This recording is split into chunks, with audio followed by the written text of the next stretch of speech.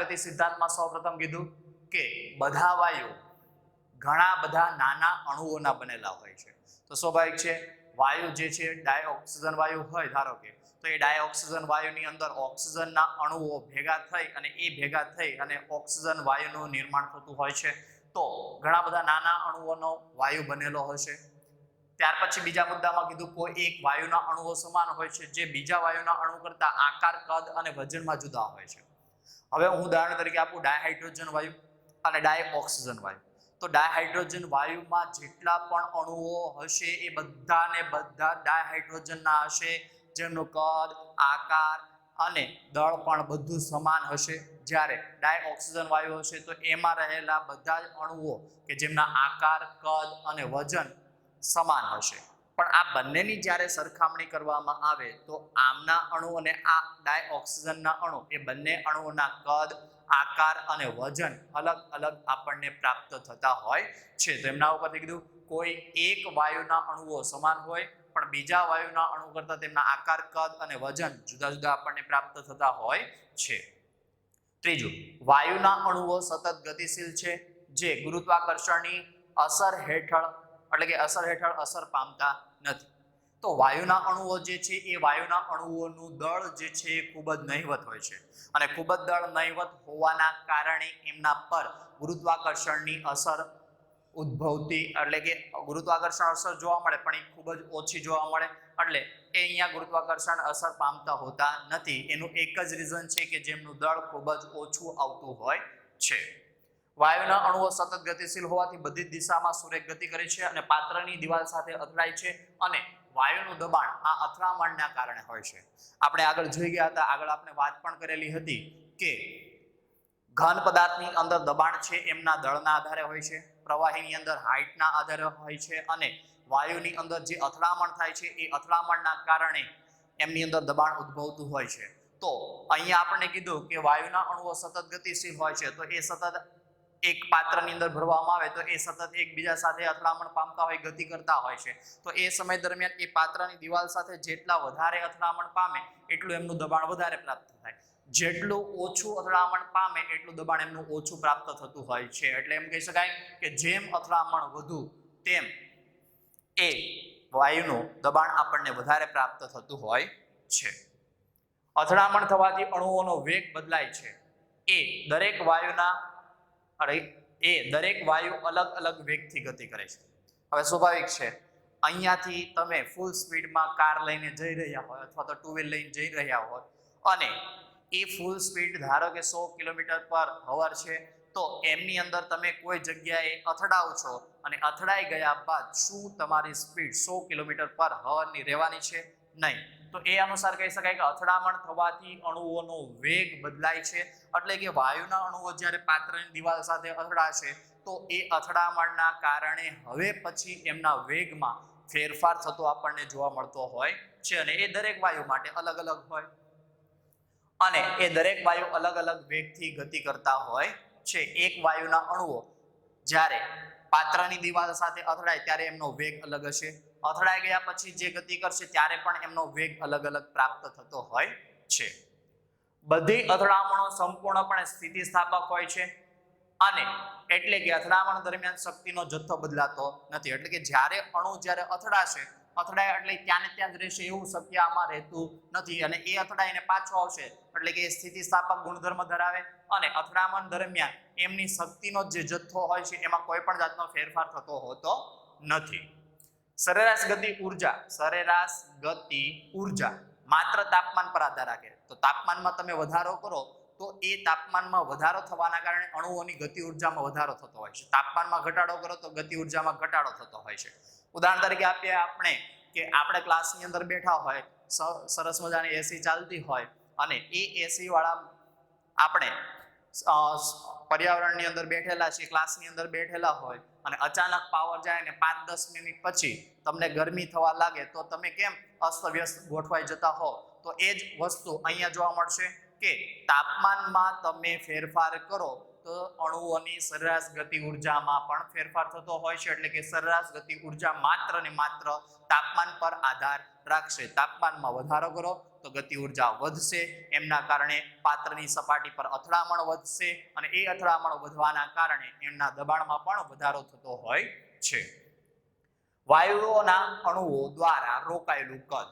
તો વાયુનો અણુ ખૂબ જ સૂક્ષ્મ હશે અને એના દ્વારા રોકાયેલું કદ પણ ખૂબ જ સૂક્ષ્મ હશે અને એ પાત્રના કદની સરખામણીમાં અવગણી શકાય. સ્વાભાવિક છે, પાત્ર જો આવડું લઈએ તો પાત્રનું કદ આટલું આપણને પ્રાપ્ત થયું, પણ એ પાત્રની અંદર હું વાયુ લઉં તો વાયુનું કદ સૂક્ષ્મ હશે, તો એ સૂક્ષ્મ કદની એટલે કે વાયુના પાત્રના કદની સરખામણીમાં એ સૂક્ષ્મ કદને આપણે અવગણી શકીએ તેટલું હોય છે. વાયુના અણુ વચ્ચે કોઈ આંતર આણ્વીય આકર્ષણ હોતું નથી. આપણે અહીંયા એમ કહીએ છીએ કે વાયુના અણુ વચ્ચે કોઈ આંતર આણ્વીય આકર્ષણ હોતું નથી. આ બંને જે છેલ્લી અભિધારણા 8 નંબર અને 9 નંબરની છે એ ફક્ત ને ફક્ત આદર્શ વાયુ માટે લાગુ પાડી શકાય, પણ વાસ્તવિક વાયુ માટે આ લાગુ પાડી શકાતી નથી.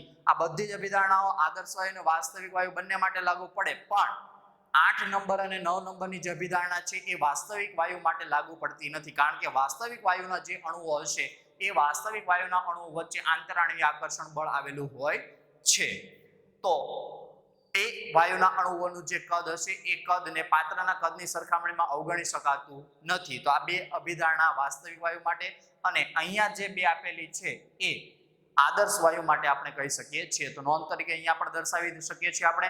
તો નોંધ લખવાની રહેશે કે અભિધારણા નંબર 8 અને 9 આદર્શ વાયુ માટે શક્ય છે, વાસ્તવિક વાયુ માટે આ અભિધારણા શક્ય નથી. તો આ વાયુના ગતિના જે સિદ્ધાંતો છે એ સિદ્ધાંતની અંદર 9 મુદ્દાની આપણે રજૂઆત કરી અને આ 9 મુદ્દા ખૂબ જ સરળ છે, જે તમે વધુ સરળતાથી સમજી લીધા. અને હવે ત્યાર પછી એ 9 મુદ્દા તમે લખી દો. ત્યાર પછી આપણે આ અભિધારણા પર આધારિત સૂત્ર અને દાખલાઓની ચર્ચા કરીશું.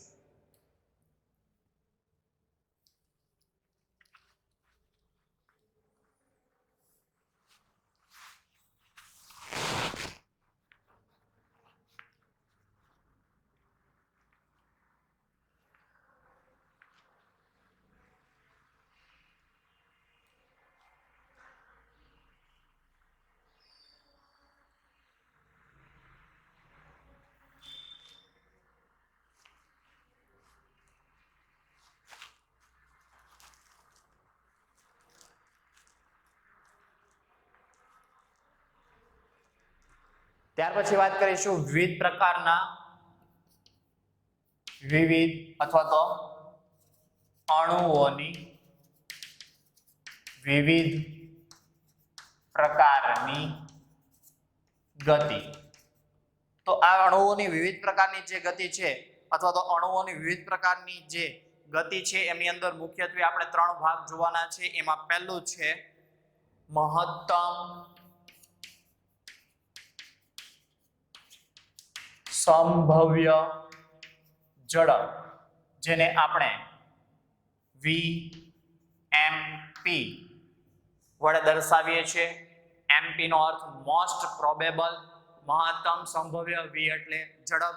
તો VMP વડે આપણે એમને દર્શાવતા હોઈએ છીએ અને આ VMP એટલે કે અણુઓ જ્યારે વધુ આપણી પાસે જો કોઈ પાત્ર હોય અને એ અણુઓ પાત્રની અંદર ગતિ કરતા હોય તો વધુમાં વધુ એ કેટલી ગતિ કરી શકે, તો મહત્તમ શક્ય સંભવ્ય કેટલી છે એમની ઝડપ, તો એમના માટેનું સૂત્ર સીધું આવશે VMP √2RT બાય m આપણને પ્રાપ્ત થશે, જ્યાં m બરાબર આણ્વીય દળ લખી શકીએ. હવે 1 મોલ વાયુ માટેનું સમીકરણ PV =RT છે. તો એ અનુસાર આ સમીકરણને આવી રીતે પણ તમે લખી શકો 2PV/m. m એટલે દળ, દળના છેદમાં v એટલે કદ, m/v તો √2P/d ઘનતા પણ તમે અહીંયા લખી શકો છો. m/v = d. તો આપણને મહત્તમ સંભવ્ય ઝડપનું સૂત્ર V most probable √2RT/m. R એટલે વાયુ અચળાંક, T તાપમાન, m આણ્વીય દળ અથવા તો જે તે વાયુનું દળ લખી શકો V કદ, P દબાણ, D ઘનતા તરીકે આપણે દર્શાવી શકીએ છીએ. તો V મોસ્ટ પ્રોબેબલ કે જેમાં વધુમાં વધુ ઝડપ કેટલી પ્રાપ્ત થાય એ આપણે મોસ્ટ પ્રોબેબલ શક્ય એટલી ઝડપ આપણે શોધી શકીએ છીએ. એટલે વાયુના અણુઓની મહત્તમ જે અંશ હશે ગતિનો એ આપણે અહીંયા શોધી શકીએ છીએ. તો આ થઈ ગયું પહેલું મહત્તમ સંભવ્ય ઝડપ VMP. MP નો અર્થ most probable. V most probable is equal to under root 2RT/m. R વાયુ અચળાંક, T તાપમાન, M આણ્વીય દળ અથવા તો દળ is equal to under route 2RPV/m. V most probable is equal two 2P/d. આ સૂત્રનો આપણે ઉપયોગ કરી શકીએ છીએ.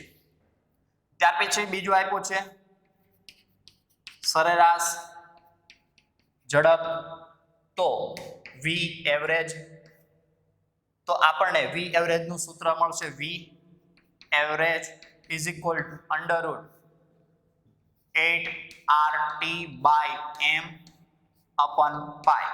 અને પાઈ ની કિંમત તો આપણને ખબર જ છે. પાઈ ઇઝ ઇક્વલ ટુ 22/7 લઈ લ્યો અથવા તો 3.14 સમથિંગ આપણે લેવાનું રહેતું હોય છે. તો એ કિંમત આમની અંદર મૂકી R તો આપણને ખબર જ છે. આ વસ્તુ આમની અંદર પણ તમે કરી શકો RT/m. તો PV/m પણ લખી શકો અને P/d પણ આમની અંદર લખી શકો છો. ત્યાર પછી ત્રીજી ઝડપ જે છે ગતિ એ છે સરેરાશ વર્ગમૂળ અથવા તો મૂળ વર્ગ ઝડપ. V root mean square. V root mean square VRMS વડે આપણે એમને દર્શાવીએ છીએ, જેમનું મૂલ્ય VRMS is equal to under route 3RT/m આપણને પ્રાપ્ત થતું હોય છે. જ્યાં R એટલે વાયુ અચળાંક, T તાપમાન છે, M આણ્વીય દળ અથવા તો જે તે વાયુનું દળ આપણે લખી શકીએ છીએ. તો હંમેશા એક વસ્તુ યાદ રાખજો કે VRMS નું મૂલ્ય સૌથી વધુ હશે, એના કરતા ઓછું હશે V એવરેજ, એના કરતા ઓછું હશે V મોસ્ટ પ્રોબેબલ. આ બાબત ખાસ ધ્યાન રાખવાની રહેશે. ત્યાર પછી વાત કરીએ તો V મોસ્ટ પ્રોબેબલ જેમ V એવરેજ જેમ VRMS. તો આ બધાના મૂલ્યોનો મારે જો ગુણોત્તર લેવો હોય તો એ ગુણોત્તર શું મળશે? તો RT/m બધામાં કોમન છે, તો આમાં વધશે √2 જેમ √8/પાઈ જેમ √3. તો આ પણ બાબત ખાસ ધ્યાન રાખવી કે ગુણોત્તર શું આવે તે, કોનું મૂલ્ય વધુ હશે કોનું મૂલ્ય ઓછું હશે. તો હંમેશા યાદ રાખજો VRMS નું મૂલ્ય હંમેશા વધુ મળશે, V એવરેજ નું મધ્યમાં મળશે અને મોસ્ટ પ્રોબેબલ નું મૂલ્ય સૌથી ઓછું આપણને પ્રાપ્ત થતું હોય છે. તો આ બાબત, આ સૂત્ર જે છે એ સૂત્ર પર આધારિત દાખલાઓની ચર્ચા આપણે નેક્સ્ટ લેક્ચરમાં કરવાના છીએ. તો આ સૂત્ર તમારે ખાસ યાદ રાખવાના રહેશે. અને સાથે વાત કરી દે કે આ સૂત્રની અંદર R આ બધા જે પણ કઈ સૂત્ર છે એમાં R ની કિંમત 25/3 એટલે કે 8.314 જૂલ પર મોલ ઇન્ટુ કેલ્વિન લેવાની રહેશે. અને આ મેથડમાં m નું દળ જે પણ કઈ હોય એ ગ્રામમાં આપેલું હોય તો 10⁻³ કિલોગ્રામમાં ફેરવી દેવાનો. એટલે કે આમની અંદર દળ જે છે હંમેશા કિલોગ્રામની અંદર લેવાનું રહેશે. અહીંયા જો ગ્રામમાં આપેલું હોય લખી દો ગ્રામ ગુણ્યા 10⁻³ એને કિલોગ્રામમાં ફેરવવાનું રહેશે. તો આ બાબત ખાસ ધ્યાન રાખવી. R ની કિંમત 25/3 જૂલ પર મોલ ઇન્ટુ કેલ્વિન, m દળ કિલોગ્રામમાં લેવાનું રહેશે કે જેથી કરીને તમે વધુ સરળતાથી આમની ગણતરી કરી શકો. PV = nRT વાળું જે સમીકરણ હતું એમની અંદર પણ મેં તમને દર્શાવ્યું હતું કે R ની કિંમત આપણે 1/12 એટલે કે 0.0821 વાતાવરણ ઇન્ટુ લીટર અપન મોલ ઇન્ટુ કેલ્વિન લેવાનું રહેશે. જ્યારે આપણે એમાં પણ કીધું હતું કે ઉર્જા અને વેગના જ્યારે સૂત્ર આપણે ઉપયોગ કરીએ ત્યારે R ની કિંમત આપણે 8.314 સમથિંગ એટલે કે 25/3 જૂલ પર મોલ ઇન્ટુ કેલ્વિન લેવાની રહેશે. અને એ સમય દરમિયાન દળ આપણે હંમેશા કિલોગ્રામમાં લેવાનું રહેશે. તો આ બાબત ભૂલવી નહીં. ખાસ ધ્યાન રાખવી, નોંધ તરીકે આ બધું લખી દેવાનું રહેશે. તો આમના પર આધારિત જે પણ કઈ દાખલાઓ છે એ નેક્સ્ટ લેક્ચરની અંદર જોઈશું. તો પહેલા એટલું લખી દો અને આજનો લેક્ચર આપણે અહીંયા પૂરો કરીએ છીએ.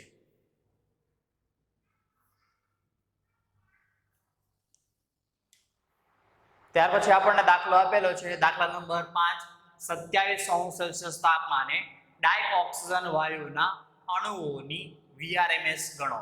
તો તાપમાન કેટલું? તો 27°C. ચલો એને કેલ્વિનમાં ફેરવો તો 300 કેલ્વિન તાપમાન થઈ ગયું. ડાયઓક્સિજન વાયુના અણુઓની VRMS શોધો. તો આપણે આ દાખલાની અંદર VRMS શોધવાનું છે. લેક્ચરની શરૂઆતમાં જ આપણે VRMS નું સૂત્ર લખાવી દીધું હતું કે VRMS, RMS નો અર્થ થાય root mean square is equal two √3RT/m થશે. R ની કિંમત કેટલી લેવાની? તો R ની કિંમત આપણને ખબર છે 3 * 25/3 ગુણ્યા તાપમાન કેટલું? તો 300 કેલ્વિન ના છેદમાં દળ. તો ડાયઓક્સિજન વાયુનું દળ કેટલું? તો 32 ગ્રામ. અને ખાસ આ બાબત ધ્યાનમાં રાખવી કે ગુણ્યા 10⁻³ કરવાનું રહેશે. શા માટે? તો આપણે વાત કરેલી હતી કે જ્યારે r ની કિંમત 25/3 લઈએ તો આ સમય દરમિયાન આ દાખલાઓની અંદર દળ જે છે એ કિલોગ્રામમાં લેવાનું રહેશે. તો ગ્રામમાં આપેલું એને કિલોગ્રામમાં ફેરવો એટલે 10⁻³ થઈ જાય. તો 3 કેન્સલ, આ -3 ઉપર જશે તો 10⁻³ ને 2 ઘાત એટલે 5 ઘાત થઈ જશે. એમને હું ગુણી દઉં તો 32 એટલે નિયર અબાઉટ 30 કેન્સલ કરી દો તો અહીંયા 10⁻4 વધે ને 5 નું વર્ગમૂળ તો 5 થઈ જશે ગુણ્યા 10⁻4 તો એમનું વર્ગમૂળ 10⁻2 થઈ જશે.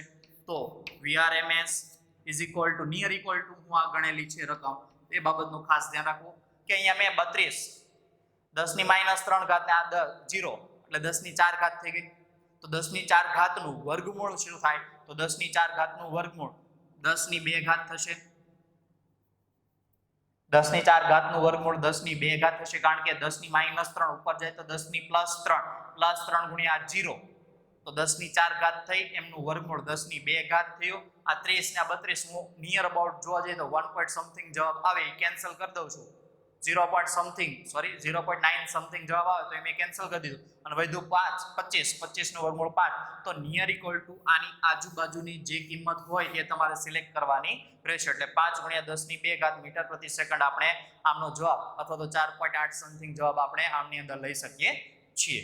એટલે 4.85 સમથિંગ આવે છે તો એ તમે લઈ શકો છો.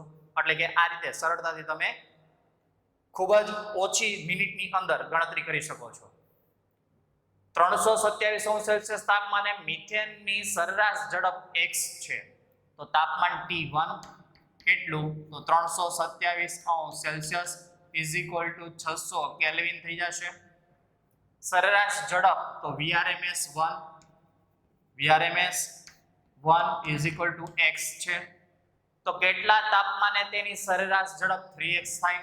તો T2 શોધવાનું છે અને VRMS 2 એ કેટલી છે? 3x. તો આમની અંદર જોશો તો ખ્યાલ આવશે કે મિથેન વાયુ, તો મિથેન વાયુ માટે દળ તો સમાન રહેશે. r ની કિંમત અચળ રહેશે 3 તો મૂલ્ય પણ અચળ રહેશે. તો આ સૂત્રનો ઉપયોગ VRMS ઇઝ ઇક્વલ ટુ હું ડાયરેક્ટ લખી શકું VRMS ચલે છે √T તાપમાન. કારણ કે આપણે r ની કિંમત m ની કિંમત ને 3 ની કિંમત એ તો અચળ જ રહેવાની છે. હવે ધારો કે હું ન લખું અને આપણે જે રીતે આ મેથડ છે એ મેથડ થી અનુસાર ગણવા જઈએ તો VRMS 1 is equal two √3 × r × T તાપમાન તો કેટલું? 600/m. એ તો બધા માટે સરખો હશે. તો બીજું સૂત્ર શું બને? VRMS 2 is equal two √3 × r × તાપમાન તો મને ખબર નથી એ મારે T2 શોધવાનું છે × m. તો 3 m r કેન્સલ થઈ જશે. આમની કિંમત શું? કારણ કે સમીકરણ 1 છે, આ સમીકરણ નંબર 2 છે. હું સમીકરણ 2 ભાગ્યા સમીકરણ 1 કરી દો તો આ VRMS2 એમની કિંમત કેટલી તો 3x ના છેદમાં x is equal two under root t2 ના છેદમાં 600 થઈ જશે તો x કેન્સલ થઈ ગયો વર્ગમૂળ આ બાજુ આવે તો વર્ગ 3 નો વર્ગ 9 થઈ જશે તો T2 ઇઝ ઇક્વલ ટુ 9 ગુણ્યા 600 એટલે આપણને 5400 કેલ્વિન તાપમાન પ્રાપ્ત થશે કે જે તાપમાને ગતિ ઉર્જા x માંથી 3x જેટલી થઈ જતી હોય છે તો સીધું જ આપણે આમાં પણ લખી શકીએ શોર્ટ ગણતરી માટે સૂત્ર પણ મેં તમને કહી દીધું કે VRMS ચાલે છે √t એટલે તાપમાન તો VRMS1 તો કેટલું x ના છેદમાં આ બીજી રીતે ગણતરી VRMS ચાલે છે t તો ચાલે છે ની નિશાની દૂર કરો કે તો 600 અહીંયા 3x અને અહીંયા આવશે t2 તો એ જ વસ્તુ અહીંયા થઈ x કેન્સલ તો 1/9 થશે ઇઝ ઇક્વલ ટુ 600 ના છેદમાં t2 is equal two 5400 kelvin તો આ રીતે શોર્ટમાં પણ તમે ગણતરી કરી શકો અને દાખલાની ગણતરી પૂછાય તો આ રીતે પણ તમે ગણતરી કરી શકો છો તો બે રીતે એની ગણતરી મેં દર્શાવેલી છે કે જેમાં r m અને 3 ની કિંમત અચળ જે છે એ ઉડી જવાની છે એટલા માટે ડાયરેક્ટ સીધી મેં ગણતરી આ રીતે દર્શાવી દીધી કે જેમાં આ સૂત્રનો આપણે ઉપયોગ કરી શકીએ છીએ અને આ આખા સૂત્રનો ઉપયોગ કરીએ તો આ રીતે પણ આપણે ગણતરી કરી શકીએ છીએ તો આ થઈ ગઈ આપણે ગતિ ઉર્જા અને એમના વેગ અથવા તો ઝડપ જે છે એમના પર આધારિત દાખલાઓ વિશેની માહિતી અને આવા દાખલાઓ તમને ડીપીપી માં આપેલા હશે તો આજનો લેક્ચર અહીંયા આપણે પૂરો કરીએ છીએ તો પહેલા દાખલા લખી દો અને ડીપીપી માં આપવામાં આવેલા દરેક દાખલાનું સોલ્યુશન તમારે કરવાનું રહેશે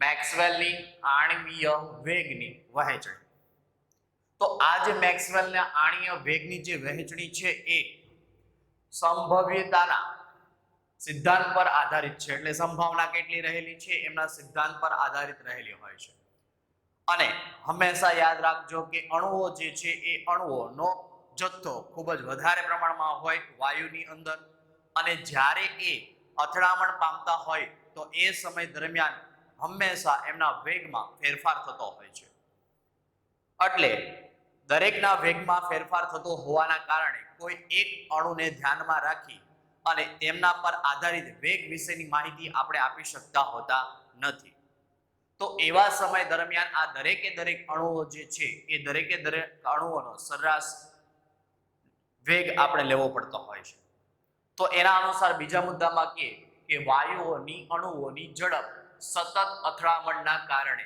સતત બદલાતી હોવાથી કોઈ એક અણુના વેગ વિશે આપણે માહિતી આપી શકતા નથી કે વાયુના અણુઓ છે જેઓ દિવાલ સાથે અથવા તો પાત્રની દિવાલ સાથે અથડાશે એટલે એ અથડામણ પહેલા એમનો વેગ કંઈક અલગ હશે અને અથડામણ પછી પણ વેગ અલગ હશે તો દરેકે દરેક અણુઓનો વેગ અલગ અલગ હોઈ શકે દરેક અણુનો વેગ કોઈકનો ઝડપ હોય કોઈકનો વધુ ઝડપથી હોય કોઈકનો ઓછી ઝડપથી હોય અથડામણ પછી કોઈકના વેગમાં ઘટાડો થતો હોય તો કોઈકના વેગમાં વધારો થતો હોય તો આવી બધી સંભાવના થતી હોય તો એ સમય દરમિયાન આપણે કોઈ એક અણુને ધ્યાનમાં રાખીને એના વેગ વિશેની માહિતી આપણે આપી શકતા હોતા નથી તો એવા સમય દરમિયાન તેથી આપણે આંકડાકીય રીતે ગણેલી સમગ્ર અણુઓની સરેરાશ ગતિને ધ્યાનમાં લેવી પડતી હોય છે તો એ સમય દરમિયાન આપણને સરેરાશ ગતિ ઉર્જા અથવા તો સરેરાશ વેગ વિશેની માહિતી આપણી પાસે હોવી જરૂરી છે જો આપણે કોઈ એક અણુને ધ્યાનમાં રાખીને માહિતી આપીએ તો દરેક અણુ માટે એ સાચી સાબિત થતી હોતી નથી એટલા માટે એ સમય દરમિયાન આપણે કંઈક એવી પદ્ધતિનો ઉપયોગ કરવો જોઈએ કે જેથી આપણે સમગ્ર અણુ વિશેની માહિતી આપી શકીએ તો અહીંયા એ જ રીતે કીધું છે કે કોઈ એક અણુના વેગ વિશે આપણે માહિતી મેળવી શકતા નથી તેથી આપણે આંકડાકીય રીતે ગણેલી સમગ્ર અણુઓની સરેરાશ ગતિને ધ્યાનમાં લેવી પડશે તો દરેકે દરેક અણુઓની જે પણ કઈ ગતિ હોય એનો સરેરાશ લઈ લે તો એમના ઉપરથી આપણે ગતિ વિશેની અંદાજિત માહિતી આપણે મેળવી શકતા હોઈએ છીએ ત્યાર પછી અહીંયા આપણને એક આલેખ આપેલો છે અણુઓનો અંશ dn, n એટલે એનો સૂક્ષ્મ ભાગ, n જેટલા અણુઓ એટલે કે 6.022 જેટલા અણુઓ હોય આપણી પાસે, એમાંનો સૂક્ષ્મ અંશ એટલે dn, dn એટલે સૂક્ષ્મ અંશ ના છેદમાં કુલ અંશ n, એના ગુણ્યા 100 કરો તો ટકાવારી મળે, 100 વડે ગુણ્યા નહીં તો આપણને શું મળશે? અંશ. અને એ અંશ વિરુદ્ધ ઝડપનો આપણે જ્યારે આલેખ દોરીએ છીએ તો એ સમય દરમિયાન આ રીતેનો આપણે કંઈક વક્ર પ્રાપ્ત થતો હોય છે. તો આ વક્ર પ્રાપ્ત થાય તો એમાં એવું કહેવાય કે અહીંયા શરૂઆતમાં એમની ઝડપ અણુઓની ઓછી હશે, જ્યારે અહીંયા અણુઓની ઝડપ વધારે હશે. પણ આમ સરેરાશ જોવા જઈએ તો આ અણુઓનો અહીંયાથી લઈ લઈએ તો આ અંશનો જે ભાગ છે એ ખૂબ જ ઓછો આપણને પ્રાપ્ત થતો હોય છે. જ્યારે અહીંયા જોવા જાવ તો આ મહત્તમ આપણને પ્રાપ્ત થયો વધુમાં વધુ, તો એ વધુમાં વધુ અંશ જો તો અણુઓનો અંશ વધારે અહીંયા પ્રાપ્ત થાય છે, કે જે આપણે મહત્તમ સંભવ્ય ઝડપ તરીકે એટલે કે v મોસ્ટ પ્રોબેબલ તરીકે આપણે એમને ઓળખીએ છીએ. કે અહીંયા અણુઓનો અંશ વધારે મળે છે, અહીંયા અણુઓનો અંશ આપણને ઓછો મળે છે. એટલે આનો અર્થ એવો થઈ ગયો કે ઓછી ઝડપ ધરાવતા અણુઓ અને વધુ ઝડપ ધરાવતા અણુઓનો અંશ આપણી પાસે કેવો હશે? ઓછો હશે.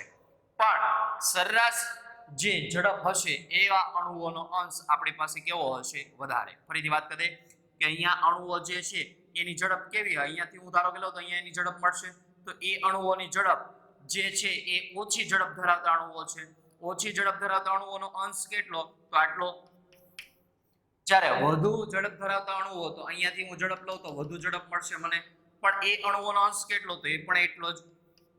તો વધુ ઝડપ ધરાવતા અને ઓછી ઝડપ ધરાવતા અણુઓનો અંશ આપણી પાસે કેવો હશે? ખૂબ જ ઓછો હશે.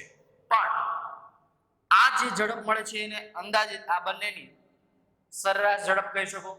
તો સરેરાશ ઝડપ ધરાવતા અણુઓનો અંશ કેટલો? તો વધારે આપણને પ્રાપ્ત થાય છે. તો આલેખ પરથી સ્પષ્ટ થાય છે કે ખૂબ જ ઓછી, ખૂબ જ વધુ ઝડપ ધરાવતા અણુઓનો અંશ હંમેશા આપણને કેવો પ્રાપ્ત થાય છે? ઓછો. અણુઓનો મહત્તમ અંશ સામાન્ય ઝડપ ધરાવે. અણુઓનો મહત્તમ અંશ જે કેવી ઝડપ ધરાવશે? સામાન્ય ઝડપ ધરાવે, જે વક્રની ટોચ પર મળે છે, જેને મહત્તમ વધુમાં વધુ સંભવ્ય ઝડપ એટલે કે v મોસ્ટ પ્રોબેબલ તરીકે ઓળખવામાં આવે છે. તો આ આલેખ વિશેની જ માહિતી આપી કે જેમાં ઓછી ઝડપ ધરાવતા અણુઓનો અંશ, વધુ ઝડપ ધરાવતા અણુઓનો અંશ ખૂબ જ ઓછો હશે, જ્યારે સરેરાશ ઝડપ ધરાવતા અણુઓનો અંશ આપણને વધુ પ્રાપ્ત થાય, જેને આપણે મહત્તમ સંભવ્ય ઝડપ v મોસ્ટ પ્રોબેબલ તરીકે ઓળખીએ છીએ. અને એ હંમેશા આપણને ટોચ પરના ભાગ પર પ્રાપ્ત થતો હોય છે. હવે આપણી પાસે એક બીજો આલેખ અહીંયા આપેલો છે. એ આલેખની અંદર અહીંયા જોઈશું તો આ રીતેનો જ આલેખ છે કે જેમાં ઓછી ઝડપ ધરાવતા અણુઓનો અંશ ઓછો છે, વધુ ઝડપ ધરાવતા અણુઓનો અંશ ઓછો છે, અને સરેરાશ ઝડપ ધરાવતા અણુઓનો અંશ એ આપણને વધારે પ્રાપ્ત થાય છે, જેને આપણે v મોસ્ટ પ્રોબેબલ તરીકે ઓળખીએ છીએ. હવે v મોસ્ટ પ્રોબેબલ, તો અહીંયા v મોસ્ટ પ્રોબેબલ મળશે આપણને. આ આપણને મળી ગયું v મોસ્ટ પ્રોબેબલ. અને હવે અણુઓનો અંશ જે સૌથી ઓછો છે એ અહીંયા આપણને પ્રાપ્ત થયો, તો એમને આપણે VRMS તરીકે ઓળખતા હોઈએ છીએ. અને આ બંને અંશ વચ્ચે અથવા તો બંનેની જે ઝડપ છે એમની વચ્ચેની ઝડપ, જેને આપણે v એવરેજ તરીકે ઓળખતા હોઈએ છીએ, તો v એવરેજ અહીંયા પ્રાપ્ત થઈ ગઈ. તો v મોસ્ટ પ્રોબેબલ ની ઝડપ ઓછી હશે, એના કરતા વધુ મૂલ્ય v એવરેજ નું હશે, અને એના કરતા વધુ મૂલ્ય VRMS નું આપણને પ્રાપ્ત થતું હોય છે. જે આગળ પણ આપણે જોઈ ગયા હતા કે જેમની અંદર આપણે વાત કરેલી હતી કે v most probable less than v average less than v RMS, આ રીતે આપણે વાત કરેલી હતી. અથવા તો એમના મૂલ્યની વાત કરીએ તો આમનું આપણને √2 જેમ √8/5 જેમ √3 આ રીતેનું આપણને પ્રાપ્ત થતું હતું, કે જેમાં આ મૂલ્ય √3 આપણને વધારે પ્રાપ્ત થાય, જ્યારે √8/5 ઓછું પ્રાપ્ત થાય, અને √2 તો એ અનુસાર v મોસ્ટ પ્રોબેબલ નું મૂલ્ય સૌથી ઓછું હશે, VRMS નું મૂલ્ય VRMS નું મૂલ્ય વધુ હશે, v મોસ્ટ પ્રોબેબલ નું મૂલ્ય ઓછું હશે, અને v એવરેજ નું મૂલ્ય બંનેની વચ્ચેનું આપણને પ્રાપ્ત થતું હોય છે. તો આ થઈ ગઈ આપણે મેક્સવેલના આણીય વેગ વચ્ચેની વેગની વહેંચણી કે જેમાં ટોચ ઉપરનો જે ભાગ મળે છે જેને આપણે v મોસ્ટ પ્રોબેબલ કહીએ છીએ અને સૌથી ઓછી ઝડપ છે એને vrms તરીકે ઓળખશું, જેનું મૂલ્ય આપણને મિનિમમ પ્રાપ્ત થશે. vrms minimum, v most probable તો એમનો અણુઓનો અંશ મેક્સિમમ. જો અહીંયા જે વાત કરું છું અહીંયા મિનિમમ નો અર્થ થયો કે એમના અણુઓનો અંશ મિનિમમ હશે. મેક્સિમમ નો અર્થ થયો કે એમના અણુઓનો અંશ વધુમાં વધુ હશે. જ્યારે મૂલ્યની વાત કરીએ ત્યારે v મોસ્ટ પ્રોબેબલ નું મૂલ્ય ઓછું હોય, vrms નું મૂલ્ય વધુ હોય છે. આ મૂલ્ય આધારિત છે.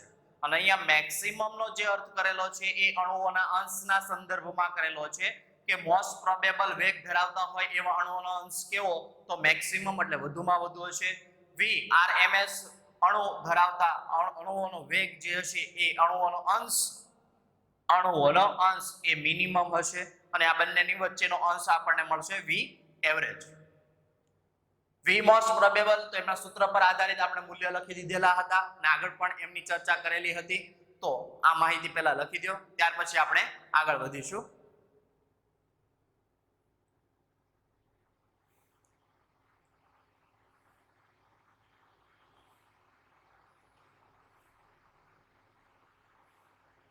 ટોપિક છે વક્ર નીચે ઘેરાતું ક્ષેત્રફળ.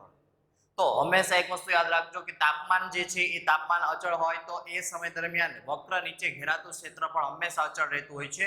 એટલે કે વક્ર નીચે ઘેરાતું ક્ષેત્રફળ કોઈ પણ તાપમાને હંમેશા અચળ જ રહેતું હોય છે, એમાં કોઈ પણ જાતનો ફેરફાર થતો હોતો નથી. તો અહીંયા તમને એક જ વાયુ માટે જુદા જુદા તાપમાન છે એ જુદા જુદા તાપમાને તમને અણુઓના અંશ વિરુદ્ધ ઝડપનો આલેખ દર્શાવવામાં આવેલો છે.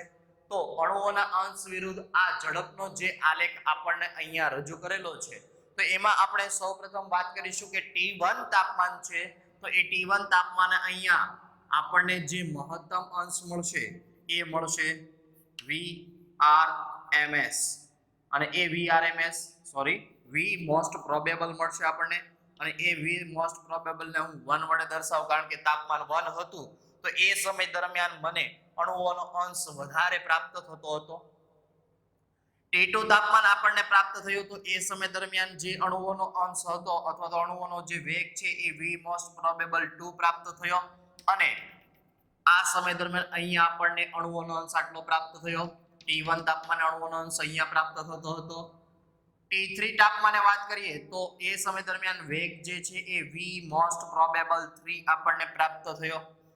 તો આ રીતે આપણને પ્રાપ્ત થયું.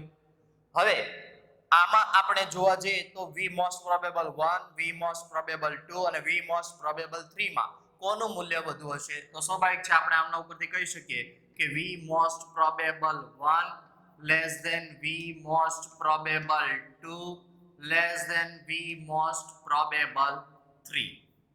તો આ અણુઓના આલેખ ઉપરથી ખબર પડી કે જેમ તાપમાન વધતું જાય તેમ Vmp એટલે કે મોસ્ટ પ્રોબેબલ નું મૂલ્યમાં પણ વધારો થતો જતો હોય છે. આગળ આપણે સૂત્ર જોઈ ગયા હતા કે v most probable is equal to √2RT by m. આ સૂત્ર જોઈ ગયા હતા. તો આ સૂત્ર ઉપરથી એમ કહી શકાય કે 2 નું મૂલ્ય તો અચળ રહેવાનું, r નું મૂલ્ય પણ અચળ રહેવાનું અને એક જ વાયુ છે પણ તાપમાન અલગ અલગ હોય તો v મોસ્ટ પ્રોબેબલ નું મૂલ્ય અલગ અલગ મળે. વાયુ એક જ પ્રકારનો હોવાથી m નું મૂલ્ય પણ અચળ રહેતું હોય છે. ફરીથી વાત કરી દઉં, v most probable is equal to √2RT by m સમીકરણ છે. 2r બંનેના કિંમત અચળ રહેશે. m તો એક જ પ્રકારનો વાયુ છે એટલે એમનો આણ્વીય દળ પણ અચળ રહેશે. એટલે આના ઉપરથી આપણે સીધું લખી શકાય v મોસ્ટ પ્રોબેબલ ચલે છે √t. તો તાપમાનમાં વધારો કરો તો મોસ્ટ પ્રોબેબલ ના મૂલ્યમાં વધારો થાય. તાપમાનમાં ઘટાડો કરો તો v મોસ્ટ પ્રોબેબલ ના મૂલ્યમાં ઘટાડો થાય. તો આના ઉપરથી એમ કહી શકાય કે v most probable 3, v most probable 2, v most probable 1 એમાં v મોસ્ટ પ્રોબેબલ 3 નું મૂલ્ય વધુ. તો v મોસ્ટ પ્રોબેબલ નું મૂલ્ય ક્યારે વધુ હોય કે જ્યારે તાપમાન વધુ હોય તો 3 નું મૂલ્ય વધુ હશે. ઘણી વખત આમાં ફેરફાર કરીને હું આમ આપી દઉં કે અહીંયા T1 છે, T2 છે અને T3 છે એની જગ્યાએ આપી દઉં અહીંયા T1 છે, અહીંયા T2 છે અને અહીંયા T3 છે. તો હવે તમને જણાવવાનું કે આમાં કયો તાપમાન વધુ હશે. તો એ સમય દરમિયાન આ સફેદ અક્ષરે જે અક્ષર લખેલા છે તાપમાનના મૂલ્ય દર્શાવેલા છે તો એ અનુસાર T3 less than T2 less than T1 આવી રીતે આપણે લખી શકીએ છીએ. તો આ બાબત ખાસ ધ્યાન રાખવી કે જેમ V મોસ્ટ પ્રોબેબલ નું મૂલ્ય વધુ તેમ તાપમાન વધુ હશે. V મોસ્ટ પ્રોબેબલ નું મૂલ્ય ઓછું હોય તેમ તાપમાન ઓછું હશે.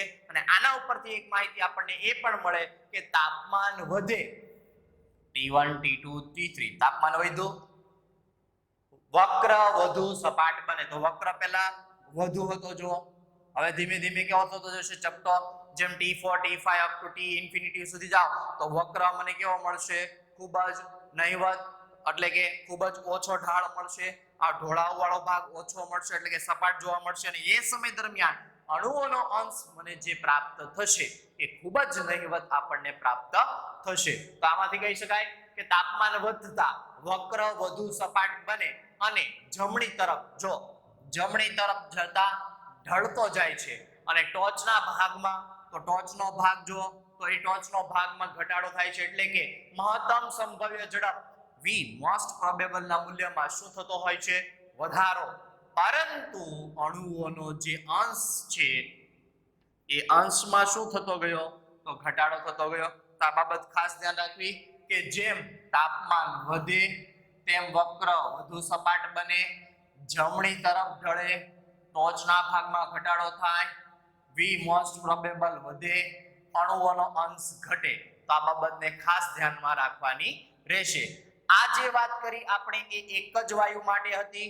એક જ વાયુ માટે આણ્વીય દળ સમાન હશે R નું મૂલ્ય અચળ હશે એટલે V મોસ્ટ પ્રોબેબલ નું મૂલ્ય તાપમાન પર આધાર રાખશે. હવે આ જે આલેખ દર્શાવેલો છે એમાં બંને વાયુ અલગ અલગ છે. હવે વાયુ અલગ અલગ હોય તો એમનો આપણે V મોસ્ટ પ્રોબેબલ લઈ લઈએ. V મોસ્ટ પ્રોબેબલ A આ થઈ ગયું આપણા માટે V મોસ્ટ પ્રોબેબલ B. તો V મોસ્ટ પ્રોબેબલ A અને V મોસ્ટ પ્રોબેબલ B માં કોણ મોટું હશે હવે તમારે જણાવવાનું છે. જો અહીંયા તાપમાન અલગ અલગ હતા અહીંયા બંને વાયુના તાપમાન મેં સમાન આપી દીધેલા છે. અહીંયા અણુઓનો જથ્થો અણુઓનો અંશ પ્રાપ્ત થયો છે જેમાં તાપમાન સમાન છે પણ અણુઓનો અંશ કોનો વધુ હશે કોનો ઓછો હશે. તો આલેખ ઉપરથી તમે એમ કહી દો કે ભાઈ વાયુ B છે એનો અણુઓનો અંશ વધુ હશે વાયુ A નો અણુઓનો અંશ વધુ હશે વાયુ B ના અણુઓનો અંશ ઓછો હશે. પણ V મોસ્ટ પ્રોબેબલ અને V મોસ્ટ પ્રોબેબલ B એ બંનેમાં મૂલ્ય કોનું વધુ હશે V most probable A V most probable B આ બેમાં મૂલ્ય કોનું વધુ હશે. તો વાયુ બંને અલગ અલગ છે એટલા માટે સૂત્ર ફરીથી લખીશું V most probable is equal two √2RT/m. હવે તાપમાન તો બધામાં સમાન છે બે નું મૂલ્ય અચળ રહેશે R નું મૂલ્ય અચળ રહેશે તાપમાન બધામાં સમાન રહેશે બંને વાયુ માટે. તો આના ઉપરથી સીધું લખી શકાય V મોસ્ટ પ્રોબેબલ ચલે છે 1/√m. અને મેં બંનેના આણ્વીય દળ પણ આપી દીધેલા છે. એમાં Ma નું આણ્વીય દળ વધુ છે Mb નું આણ્વીય દળ ઓછું છે. તો હવે આના ઉપર જેમ કહી શકાય કે જેનું આણ્વીય દળ વધુ તેનો V મોસ્ટ પ્રોબેબલ મહત્તમ સંભવ્ય ઝડપ ઓછી હશે. જેનું આણ્વીય દળ ઓછું હશે એમની V મોસ્ટ પ્રોબેબલ વધુ હશે. તો Ma નું આણ્વીય દળ વધુ એટલે એનો મોસ્ટ પ્રોબેબલ ઓછો Mb નું આણ્વીય દળ ઓછું એટલે એનો V મોસ્ટ પ્રોબેબલ વધુ. એટલે આમની અંદર આપણને પ્રાપ્ત થશે V most probable A less than V most probable B આપણને એટલે કે વાયુ B ના અણુઓની મહત્તમ સંભવ્ય ઝડપ વધુ હશે વાયુ A ના અણુઓની મહત્તમ સંભવ્ય ઝડપ ઓછી આપણને પ્રાપ્ત થતી હોય છે. તો આ બાબત ખાસ ધ્યાન રાખવી કે Ma નું મૂલ્ય વધુ છે એમનું આણ્વીય દળ વધુ હશે તો એમની મોસ્ટ પ્રોબેબલ ઓછી આવશે. જેમનું આણ્વીય દળ ઓછું હશે એની મોસ્ટ પ્રોબેબલ આપણને વધુ પ્રાપ્ત થશે. તો આ આલેખ ઉપરથી આપણે સરળતાથી સમજી શકીએ કે અહીંયા શરૂઆતમાં ઓછી ઝડપ ધરાવતા અણુઓનો અંશ ઓછો હશે વધુ ઝડપ ધરાવતા અણુઓનો અંશ પણ ઓછો હશે મહત્તમ સંભવ્ય ઝડપ ધરાવતા અણુઓનો અંશ વધુ હશે. તાપમાન વધે તેમ V મોસ્ટ પ્રોબેબલ વધે આણ્વીય દળ જેમ ઓછું એમ મોસ્ટ પ્રોબેબલ વધુ, આણ્વીય દળ વધુ તેમ મોસ્ટ પ્રોબેબલ ઓછું. એકબીજાના વ્યસ્ત પ્રમાણમાં હશે તો આ બાબતને ખાસ ધ્યાન રાખવી. એક જ વાયુ માટે તાપમાન અલગ અલગ હોય, એક કરતા વધુ વાયુ માટે તાપમાન સમાન હોય તો બંને પરિસ્થિતિની અંદર આપણને વક્ર નીચે ઘેરાતા ક્ષેત્રફળ જે હશે એ ક્ષેત્રફળ એમનું એમ જ પ્રાપ્ત થશે, એમાં કોઈ વધારો કે ઘટાડો થશે નહીં. એવું અહીંયા જ કહી દીધું કે વક્ર નીચે ઘેરાતું ક્ષેત્રફળ કોઈ પણ તાપમાને હંમેશા અચળ રહેતું હોય છે. તો આ બાબતનું ખાસ ધ્યાન રાખવું અને આ બંને માહિતી લખી દો.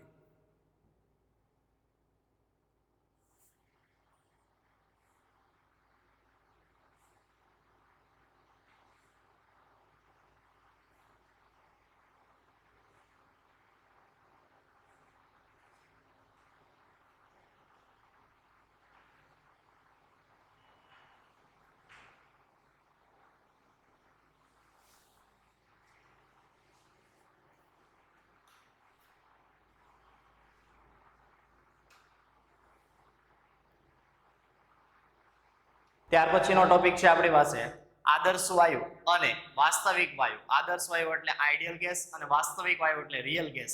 આ બંને વચ્ચેનો તફાવત.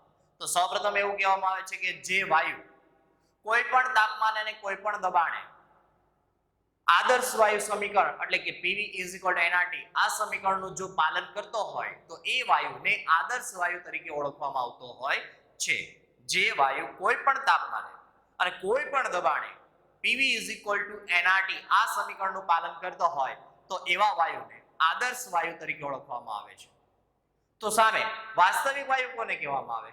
કે જે વાયુ માત્ર નીચા દબાણે અને ઊંચા તાપમાને આદર્શ વાયુ સમીકરણનું પાલન કરે તેમને વાસ્તવિક વાયુ કહેવાય.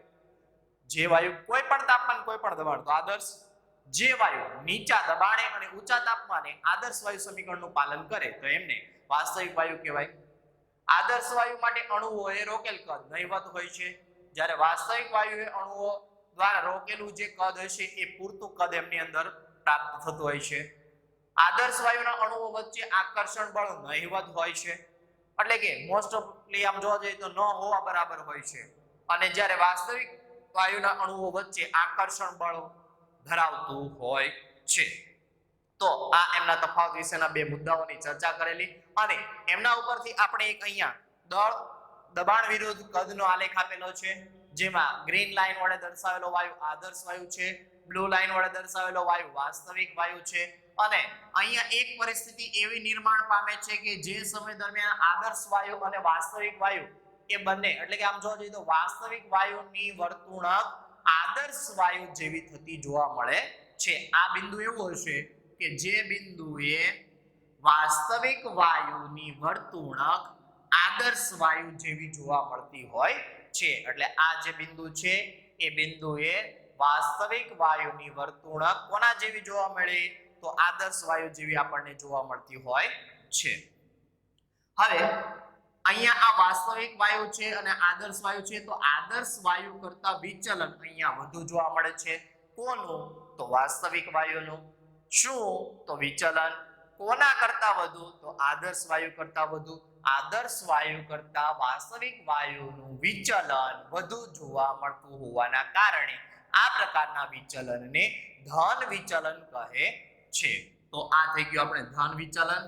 ત્યાર પછી અહીંયા જોશો તો ખ્યાલ આવશે કે આદર્શ વાયુ કરતા વાસ્તવિક વાયુનું વિચલન ઓછું જોવા મળે તો એમને આપણે ઋણ વિચલન તરીકે ઓળખતા હોઈએ છીએ. તો ધન વિચલન કોને કહેવાય, ઋણ વિચલન કોને કહેવાય એના વિશેની માહિતી થઈ ગઈ કે અહીંયા જે આલેખમાં આદર્શ વાયુ કરતા વિચલન વધુ જોવા મળે તો એમને ધન વિચલન કહેવાય. આદર્શ વાયુ કરતા વાસ્તવિક વાયુનું વિચલન ઓછું જોવા મળે તો એમને ઋણ વિચલન કહેવાય. તો અહીંયા તમે ધ્યાન આપશો કે જ્યારે ધન વિચલન થતું હતું ત્યારે અહીંયા આપણને કદ જે Vi1 Vi એટલે આઈડિયલ ગેસ પહેલી પરિસ્થિતિ અને એ સમય દરમિયાન V રિયલ ગેસ પહેલી પરિસ્થિતિ. તો એ બંનેમાં કદ કોનું મોટું? તો કદ મોટું આવશે V રિયલ ગેસનું કદ મોટું. તો ક્યારે? તો એ ધન વિચલન થાય ત્યારે. હંમેશા યાદ રાખજો કે ધન વિચલન જ્યારે થશે ત્યારે વાસ્તવિક વાયુનું કદ વધુ હશે જ્યારે આદર્શ વાયુનું કદ ઓછું હશે. હવે વાત કરીએ કે અહીંયા એક પરિસ્થિતિ મેં લીધી કે જ્યાં આ વાસ્તવિક વાયુનું વિચલન આદર્શ વાયુ કરતા ઓછું જોવા મળ્યું એટલે ઋણ વિચલન જોવા મળ્યું. તો ઋણ વિચલન જોવા મળે એ સમય દરમિયાન VR2 અને VI2 એમાં વધુ કોણ હશે? તો VI2 નું મૂલ્ય વધુ હશે. તો ઋણ વિચલનમાં આદર્શ વાયુનું કદ વધુ, ધન વિચલનમાં ધન વિચલનમાં વાસ્તવિક વાયુનું કદ મોટું, ઋણ વિચલનમાં આદર્શ વાયુનું કદ વધુ મોટું જોવા મળે છે. તો આ બાબતને ખાસ ધ્યાન રાખવી. ધન વિચલનની અંદર વાસ્તવિક વાયુનું કદ મોટું, ઋણ વિચલનની અંદર આદર્શ વાયુનું કદ મોટું આપણને પ્રાપ્ત થશે. અને હમણાં વાત કરી અનુસાર જે વાયુ કોઈ પણ તાપમાને કોઈ પણ દબાણે PV = nRT સમીકરણનું પાલન કરે તો આદર્શ વાયુ, જે વાયુ નીચા દબાણે અને ઊંચા તાપમાને આદર્શ વાયુ સમીકરણ PV = nRT નું પાલન કરતો હોય તેમને આપણે વાસ્તવિક વાયુ તરીકે ઓળખીએ છીએ. આદર્શ વાયુના અણુઓનું કદ નહિવત હોય છે, અણુ વચ્ચે આકર્ષણ બળ નહિવત હોય છે, જ્યારે અણુઓનું કદ આ વાસ્તવિક વાયુની અંદર પૂરતું હશે અને એમની વચ્ચે આકર્ષણ બળ ઉદ્ભવતું હોય છે, આકર્ષણ બળ જોવા મળતું હોય છે. ધન વિચલન થાય ત્યારે વાસ્તવિક વાયુનું કદ મોટું, ઋણ વિચલન થાય ત્યારે આદર્શ વાયુનું કદ મોટું હશે. ધન વિચલન ક્યારે થાય? કે જ્યારે વાસ્તવિક વાયુનું વિચલન આદર્શ વાયુ કરતા વધુ તો ધન વિચલન, આદર્શ વાયુ કરતા વાસ્તવિક વાયુનું વિચલન ઓછું તો ઋણ વિચલન. આ બિંદુ એટલે શું? કે જે બિંદુએ વાસ્તવિક વાયુની વર્તુણક આદર્શ વાયુ જેવી આપણને જોવા મળતી હોય છે. તો આ થઈ ગયો P દબાણ વિરુદ્ધ કદનો આલેખ. લખી દો.